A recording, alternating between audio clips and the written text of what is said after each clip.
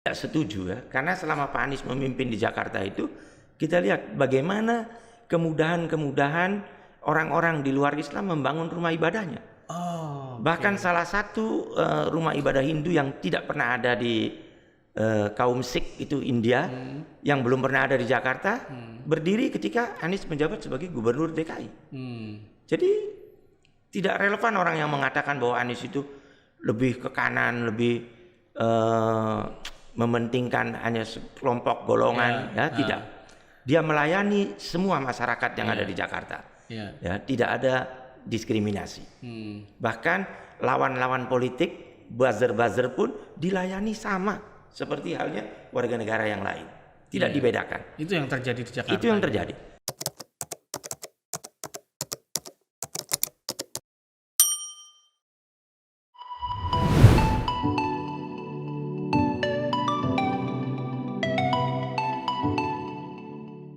Assalamualaikum warahmatullahi wabarakatuh. Waalaikumsalam warahmatullahi wabarakatuh. Apa kabar pemirsa podcast Rakyat Cirebon TV? Jumpa lagi di edisi selanjutnya podcast Rakyat Cirebon. Sore hari ini studio podcast kedatangan seorang tamu istimewa. Beliau adalah seorang tokoh masyarakat dari Cirebon ya. Beliau adalah Dr. Andes Haji Said Saleh Baumar. Apa kabar Pak Said? Alhamdulillah sehat walafiat. Terima kasih. Ya. Terima kasih sudah menyempatkan hadir di studio podcast Rakyat Cirebon. Saya mau tanya, kalau kabar sehat ya, baik ya. Alhamdulillah. Kalau kesibukan nih, sekarang sedang sibuk apa nih Pak Said? Kesibukan saat ini ya ada beberapa yang harus diselesaikan. Ya. Pertama sedang mempersiapkan untuk persiapan Muktamar 41 Al-Irsyad Al-Islamiyah di Purwokerto. Oke. Ya, itu. Yang kedua tentunya sekarang ini kita sedang bergerak untuk mendukung dan menyuarakan Anies Baswedan sebagai presiden di tahun 2024. Siap. Jadi kesibukannya dua-duanya sama pentingnya ya. Sama penting. Iya, mengingat sosok Pak Said Saleh Baumar ini di Al-Irsyad beliau adalah ketua pengurus wilayah Jawa Barat. Sebutnya wilayah bener Pak? Wilayah, betul. Ketua pengurus wilayah Jawa Barat Al-Irsyad ya. Kemudian di Payung Anies. Jadi Payung Anies itu adalah perkumpulan para relawan yang salah satunya didirikan oleh Pak Said juga, dan Pak Said sekarang sedang aktif atau sibuk di kegiatan Payung Anies, dan beliau saat ini di Payung Anies menjabat sebagai apa Pak? Dewan Pembina. Ketua Dewan Pembina. Ketua Dewan Pembina Payung Anies. Payung Anies Pusat. Oke. Mungkin dari sisi Payung Anies akan lebih banyak kita soroti Pak. Iya. Sebetulnya Payung Anies itu apa Pak? Kalau boleh dijelaskan ulang dari versinya Pak Said. Siap. Pertama ketika kami mendirikan Payung Anies di kota Cirebon, itu payung menjadi penyingkat dari paguyuban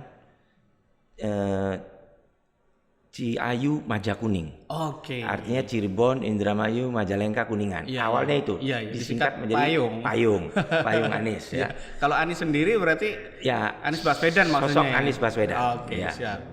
Kemudian setelah melihat di bawah ini terbentuk, kita mencoba men-scale up supaya Payung Anies ini jadi Payung Anies Indonesia. Oke. Dan kemudian teman-teman di Jakarta juga mendukung.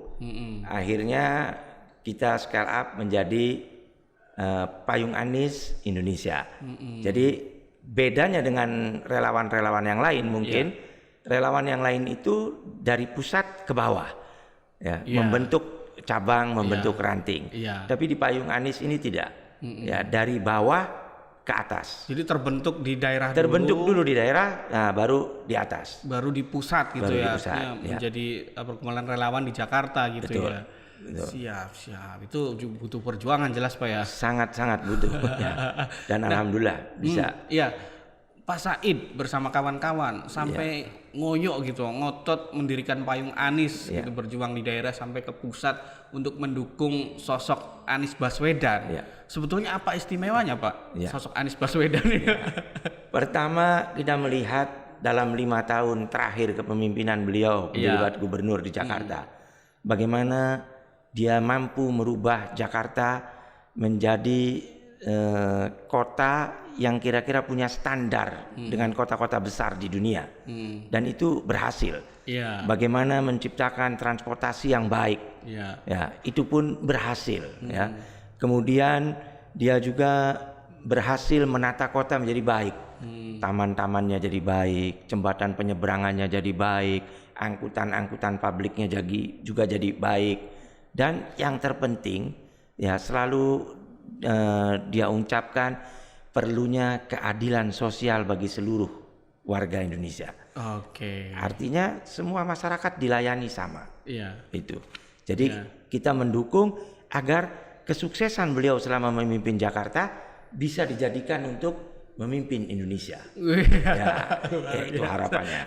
Dalam hal ini adalah dukungan payung Anies kepada Anies Baswedan untuk kontestasi pemilihan presiden pada tahun 2024 ya. Betul. Pak.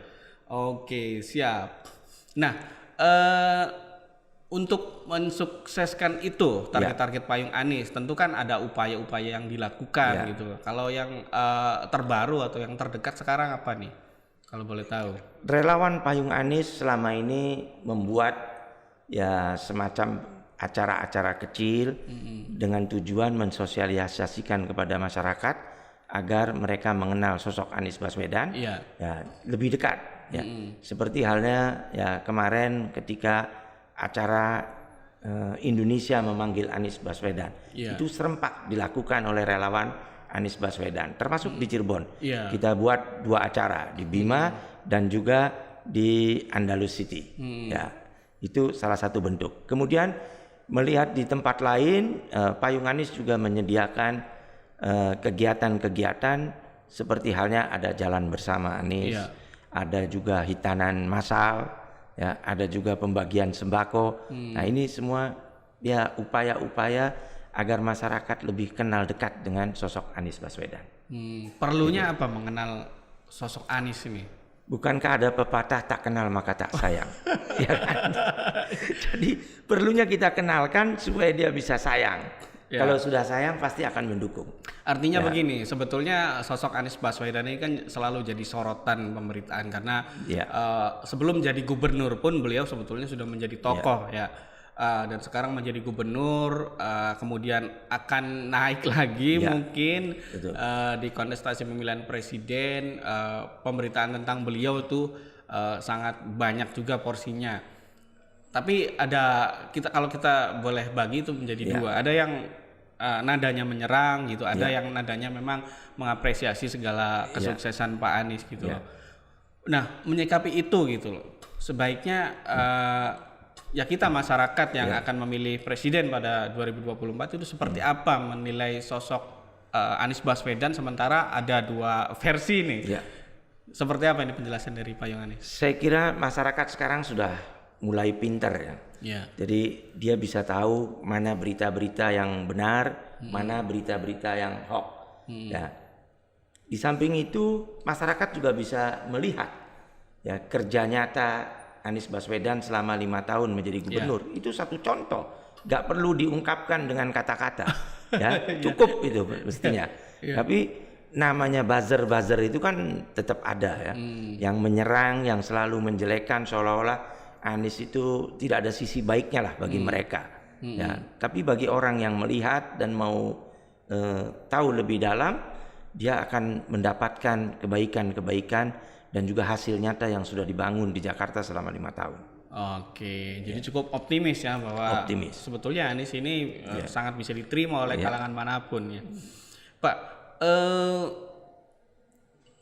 Pak Anies juga baru-baru ini kembali menjadi sorotan setelah mungkin ada salah satu partai yang secara terang-terangan sudah mendeklarasikan mengusung beliau menjadi calon presiden 2024. Saya pengen dapat bocoran Pak, situasi di pusat di Jakarta untuk dukungan terhadap Anies Baswedan sekarang seperti apa nih? Ya kita tahu Partai Nasdem, partai yang pertama mendeklarasikan Anies Baswedan sebagai calon presiden di tahun 2024. Kita harapkan dengan munculnya ya calon dari Nasdem ini akan diikuti oleh partai-partai politik lain. Karena kita terbatas dengan ya itu tadi presidensial threshold yang 20%. Karena Nasdem nggak ada 20% suaranya. Maka dibutuhkan tambahan suara dari partai-partai lain agar Anies Baswedan ini bisa diusung menjadi calon presiden di tahun 2024. Karenanya relawan Anies selalu bergerak ya, bagaimana caranya membuktikan kepada partai-partai politik yang lain bahwa sosok Anies Baswedan adalah layak untuk dicalonkan menjadi presiden dan insya Allah akan terpilih. Itu. Jadi kerja keras kita membuktikan kepada masyarakat dan juga partai politik yang nanti akan mendukung sehingga tercapailah presidensial threshold yang 20% tadi. Iya. Berarti Pak Anies sekarang posisinya belum menjadi kader partai manapun walaupun mungkin sudah diusung Nasdem gitu. Sampai hari ini beliau masih tidak menjadi kader partai apapun. Oke, dan kita berbicara sosok Anies dulu Pak. Dengan posisi beliau yang bukan kader partai gitu loh. Apakah optimis melampaui presidensial threshold itu yang 20% itu? Tadi sempat disinggung Pak Said. Saya yakin ya, karena partai-partai politik juga kan gak mungkin sembarangan mau mencalonkan calon presiden. Dan tentunya mereka juga melihat ya sosok Anies Baswedan adalah sosok orang baik, orang yang tidak punya masalah ya. Jadi saya pikir ini satu-satunya calon yang memang pantas untuk diusung. Jadi insya Allah dukungan dari partai lain pun akan segera mengalir. Ya, sehingga pencapaian 20% itu mungkin bisa dilewati. Oke. Siap. Nah, di berita, lagi-lagi saya baca berita gitu. Sosok Anies ini ada kecenderungan di persepsi orang sebagai tokoh yang ibaratnya ideologinya ke kanan gitu loh. Menepis itu gimana? Apakah Pak Said setuju dengan saya stigma seperti itu? Sangat tidak setuju ya, karena selama Pak Anies memimpin di Jakarta itu kita lihat bagaimana kemudahan-kemudahan orang-orang di luar Islam membangun rumah ibadahnya. Bahkan salah satu rumah ibadah Hindu yang tidak pernah ada di kaum Sikh itu India, yang belum pernah ada di Jakarta, berdiri ketika Anies menjabat sebagai gubernur DKI. Jadi tidak relevan orang yang mengatakan bahwa Anies itu lebih ke kanan, lebih mementingkan hanya sekelompok golongan, tidak. Dia melayani semua masyarakat yang ada di Jakarta. Ya, tidak ada diskriminasi. Bahkan lawan-lawan politik, buzzer-buzzer pun dilayani sama seperti halnya warga negara yang lain. Tidak dibedakan. Itu yang terjadi di Jakarta. Itu yang terjadi. Ya, kalau ada orang yang menyatakan bahwa Pak Anies condong ke kanan atau Pak Anies melakukan politik identitas, tolong buktikan yang mana. Jangan cuma ngomong. Ya, itu aja. Dan buktinya tidak akan pernah ada nanti. Ya, itu, ya kan?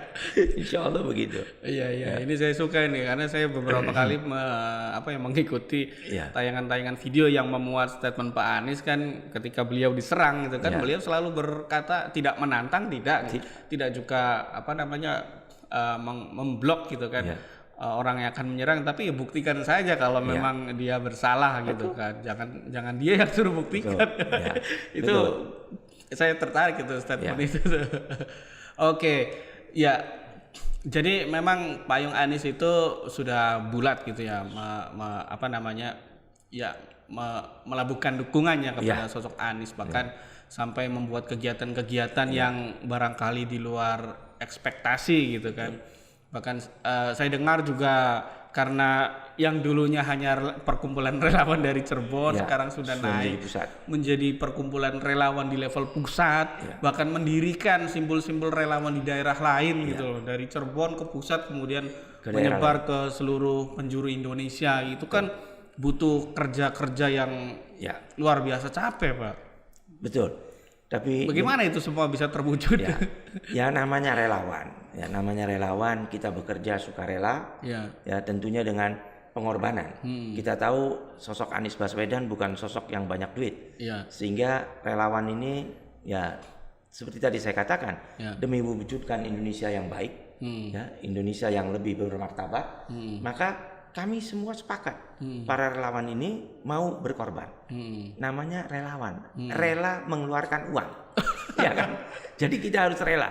Dan alhamdulillah teman-teman di DPP Payung Anies semua semangat sehingga bisa terbentuk simpul-simpul relawan sampai keluar Jawa. Ya seperti misalkan di Jambi sudah terbentuk, di Kepulauan Riau, di Batam sudah terbentuk, kemudian di Palembang sudah terbentuk. Nah ini alhamdulillah dan akan terus bertambah insya Allah. Itu. Jadi kita memang berkorban dengan harta dan jiwa kita untuk semata-mata demi ingin menjadikan Indonesia lebih baik. Oke, siap. Jadi dukungan itu murni kepada sosok Anies Baswedannya ya? Iya. Tanpa terikat beliau nanti diusung partai apapun? Tidak, bebas. Termasuk siapa yang akan mendampingi beliau menjadi calon wakil presiden? Ya, itu kita serahkan kepada beliau. Dengan siapa dia bisa bekerja sama? Iya. Karena kalau diplot dia tidak cocok juga gak jadi nanti kerjanya. Iya, betul. Ya, namanya wakil harus yang bisa menggantikan posisi beliau. Iya. Dan tentunya beliau tahu siapa sosok yang pantas menjadi wakilnya. Bocoran Pak? Sampai hari ini belum ada. Belum ada. Dan kita yakin insya Allah Pak Anies akan memilih yang terbaik. Oke, siap. Yang sudah terang-terangan kan baru Nasdem nih. Tadi Pak saya juga berharap ada partai-partai pendukung lain yang siap mengusung Anies Baswedan ya. Mungkin PKS? Sepertinya kalau kita lihat konstituennya semua menghendaki Anies. Gak cuma PKS sebetulnya. Ada partai-partai lain juga di arus bawahnya menghendaki Anies. Walaupun pimpinan partainya tidak menghendaki Anies. Tapi di bawah menghendaki Anies Baswedan. Jadi saya yakin lah. Mungkin PKS memberikan kesempatan lebih dulu kepada Nasdem untuk mendeklarasikan ini. Baru menyusul belakangan. Baru menyusul. Rasanya begitu ya. Ya, siap. Ini menarik sekali.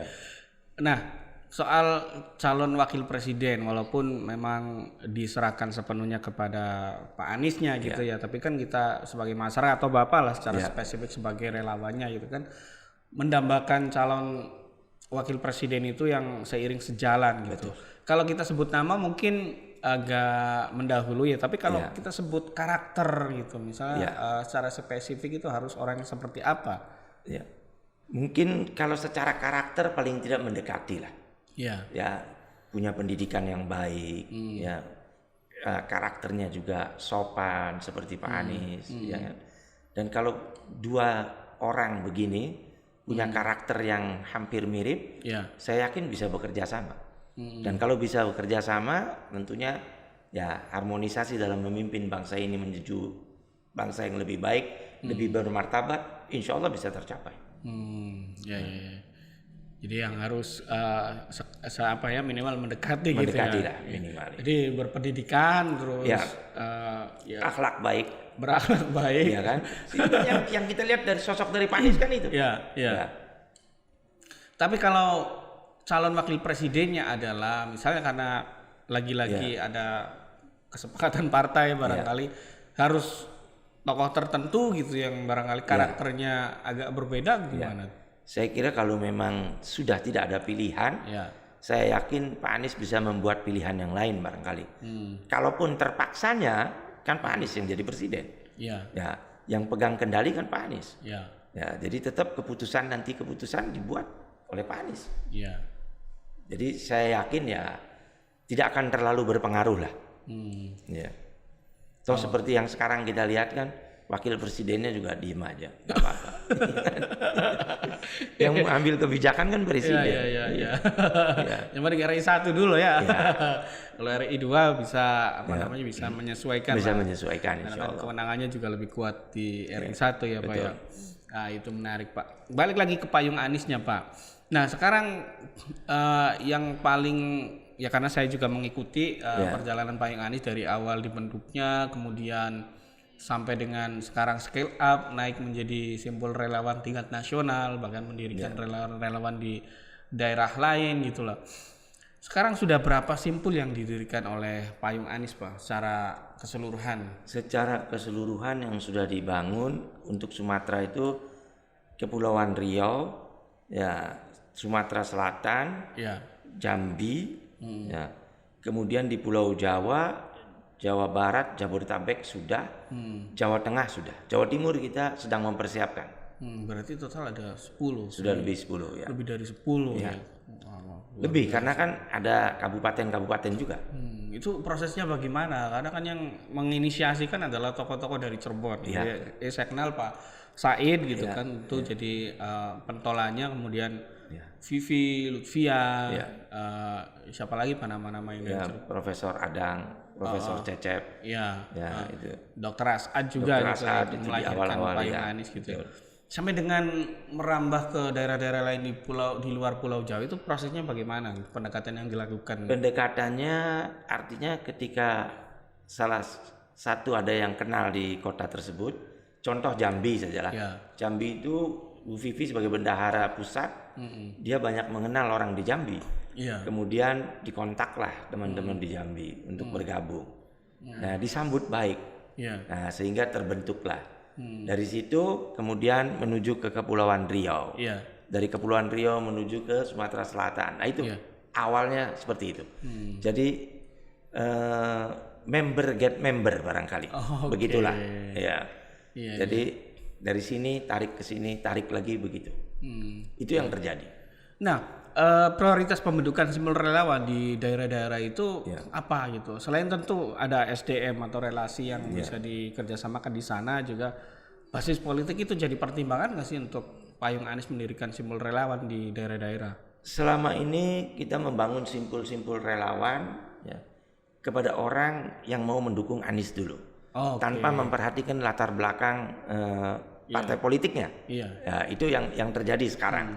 Jadi banyak simpatisan partai pun yang sudah bergabung dengan kita, ya, karena mereka menginginkan Anies Baswedan menjadi presiden. Jadi tidak membawa partainya dulu. Nah, mungkin nanti ketika arus bawah ini bergerak terus mendukung Anies Baswedan, dengan sendirinya partai politik akan ikut mendukung. Kalau tidak akan ditinggalkan oleh konstituennya. Ya. Target provinsi atau daerah mana lagi Pak yang akan disimbolkan sebagai Payung Anis? Yang sekarang sedang digarap Jawa Timur. Jawa Timur. Jawa Timur. Karena Jawa Tengah sudah. Ya. Jawa Barat sudah, bahkan DPW-nya juga sudah terbentuk. Iya. DPW Jawa Barat ada, DPW Jabodetabek ada. Jadi alhamdulillah sudah. Ya. Bahkan di Jawa Timur, Jawa Tengah juga gitu. Sudah, tinggal terus dikembangkan. Iya. Insya Allah. Yang notabene adalah ya kita baca sekilas gitu kan, memperhatikan sekilas itu basis politiknya beda gitu. Tapi disitulah dibentuk gitu ya. Betul. Ya apa sih Pak tujuannya? Tujuannya agar mereka, masyarakat Indonesia tahu gitu, ini loh ada sosok bagus gitu, ada sosok orang baik. Kenapa tidak didukung ada orang baik? Kita cuma mau ingatkan itu aja. Ini ada orang baik supaya bisa membawa negeri ini jadi lebih baik. Cuman itu aja. Kita melihatnya itu. Iya. Walaupun itu misalnya di daerah yang itu basis partai lain yang berpotensi menjadi oposisi, gitu, jadi lawan Anies gitu. Nggak masalah. Kan nggak masalah. Cuman mengenalkan, mengajak kalau mau. Nah, kita berikan pemahaman. Ya, dan itu juga bentuk dari inklusivitas ya, keterbukaan Payung Anis, bahwa ketika daerah tersebut misalnya lebih banyak simpatisan partai tertentu yang berpotensi menjadi lawan tapi hadir di sana gitu. Silakan yang pengen tahu terbuka mungkin ya. Betul. Oke, siap Pak. Nah, kalau berbicara di Jawa Barat, karena Pak Said juga tokoh Cirebon yang dari Jawa Barat, sekental apa sekarang kekuatan dukungan untuk Anies Baswedan sendiri? Kenapa saya bicara Jawa Barat? Karena secara statistik juga jumlah penduduknya terbanyak barangkali provinsi dengan jumlah penduduk terbanyak se-Indonesia yang searah dengan jumlah pemilihnya juga barangkali terbanyak juga gitu. Bagaimana memetakan kekuatan Jawa Barat dan kalau kita lihat untuk Jawa Barat, Jawa Barat itu saya melihatnya sekarang sudah sangat solid. Ya, kenapa sangat solid? begitu banyak simpul relawan Anies di Jawa Barat itu. Ya, sudah mungkin untuk Jawa Barat saja sudah ada lebih kurang 90-an atau sampai 100 simpul relawan di luar payung Anies. Untuk Jawa Barat ini saya melihatnya. Nah, kemudian kenapa Jawa Barat menjadi potensi? Karena Anies Baswedan lahir di Kuningan. Oh iya. Nah, tokoh Jawa Barat. Sebetulnya ya, ada irisan dengan Jawa Barat gitu ya. Jadi kayaknya kalau ada orang Jawa Barat kemudian nggak milih orang Jawa Barat sendiri, ya kayaknya kebangetan ya. Sebab ada orang Papua saja yang dukung Pak Anies loh. Iya. Apalagi kita warga Jawa Barat. Warga Jawa Barat. Bangga dong kalau presidennya orang Jawa Barat. Iya. Oke, siap. Kalau dinamika untuk partai politiknya sendiri, karena Jawa Barat kan selain ada Anies Baswedan ya yang boleh kita klaim kelahiran Jawa Barat, juga kita punya tokoh-tokoh beken lain di Jawa Barat. Katakanlah gubernur kita Pak Ridwan Kamil gitu loh. Itu komunikasinya seperti apa ini, bocoran-bocoran dari relawan? Kalau saya melihat Pak Anies baik dengan siapa saja, berkomunikasi ya. Dengan Pak Ridwan Kamil berkomunikasi, dengan Pak Ganjar berkomunikasi. Dia orang yang terbuka lah dengan siapa saja, dia berkomunikasi dan merasa tidak punya jarak. Nah, inilah baiknya sosok Pak Anies. Jadi memang mereka tetap menjalin hubungan yang baik. Kebetulan saja Pak Anies saat ini sudah dideklarasikan oleh Partai Nasdem. Yang lain belum, itu aja. Ya, mungkin masih nunggu. Artinya begini Pak, katakanlah misalnya Pak Anies dengan tokoh-tokoh lain yang juga dari Jawa Barat gitu, berseberangan di Pilpres mendatang gitu loh. Peta politiknya untuk para pendukung Jawa Barat gimana nih? Saya kira kalau yang sudah membentuk simpul-simpul relawan, ya dia akan tetap kepada sosok Anies Baswedan, tidak akan berubah lah. Ya, kenapa tidak akan berubah? Karena dia sudah melihat hasil. Nah, itu hasil itu sebagai bukti nyata bahwa Pak Anies sudah sukses membawa Jakarta menjadi lebih baik, lebih tertata. Makanya kita kepengen dia juga membuat lebih baik Indonesia, menata lebih baik Indonesia. Itu aja harapannya. Oke, ya mungkin bagi warga Indonesia yang bukan warga Jakarta ya tentu tidak merasakan secara langsung gitu kan. Apa saja sih yang dilakukan oleh Anies Baswedan? Apa saya bisa menjelaskan apa aja keberhasilan Pak Anies selama menjadi gubernur di DKI Jakarta? Ya, karena saya juga bukan warga Jakarta, ya cuman melihat dari berita, artinya kita bisa lihat normalisasi sungai berjalan baik, ya kan? Kemudian penataan ruang publik juga berhasil dengan bagus, ya kan? Kemudian dia membuat transportasi publik yang baik, ya disiapkan jalan untuk pesepeda. Ini salah satu bentuk yang artinya bentuk kepedulian pada masyarakat, bahwa orang yang punya sepeda pun diberi fasilitas. Tidak harus orang yang punya mobil aja yang bisa jalan di jalanan Jakarta. Yang nggak punya mobil pun boleh jalan, ya kan? Kira-kira begitu kan? Kemudian trotoarnya juga ditata rapi. Jembatan-jembatan penyeberangannya sekarang kita lihat kalau berjalan itu serasa kayak bukan di Jakarta gitu, kayak sudah di kota-kota besar di luar negeri. Nah, itu sudah seperti itu. Nah, ini yang bisa. Kemudian kesejahteraan yang diberikan kepada warga, ya lumayan bagus. Ya, dengan membebaskan salah satu contoh misalkan pajak PBB kepada para pahlawan-pahlawan, ya kan? Itu sudah satu bukti bagus. Ya. Kemudian memberikan santunan-santunan kepada guru-guru, kemudian juga kepada guru madrasah. Ini kan sesuatu yang baik. Itu yang saya tahu dari media, beberapa keberhasilannya. Dan Bapak Said sendiri sudah memastikan itu semua ada di Jakarta. Jelas. Ketika kita ke Jakarta kan kita saksikan itu semua. Ya, artinya sudah berjalan bagus. Siap. Ya, oke, siap. Terima kasih banyak Pak Said. Sebetulnya masih banyak yang bisa digali ya dari Pak Said Ba Umar, baik secara kerelawanannya di payung Anies maupun kegiatan-kegiatan sosial keagamaan yang lain itu karena beliau juga tokoh pendidikan juga, tokoh agama juga, seorang pendakwah dan tokoh masyarakat yang disegani di Cirebon. Tapi dalam hal ini beliau berbicara mengenai payung Anies. Saya berharap Pak nanti kalau diundang lagi dengan tema-tema yang berbeda, Bapak tetap bersedia. Insya Allah. Insya Allah. Ya demikian perbincangan saya dengan Pak Said Saleh Baumar. Semoga bermanfaat bagi para penonton podcast Rakyat Cirebon TV. Kita akan jumpa lagi dengan narasumber-narasumber yang tidak kalah menarik tentunya. Sampai jumpa. Saya akhiri. Wassalamualaikum warahmatullahi wabarakatuh. Waalaikumsalam warahmatullahi wabarakatuh.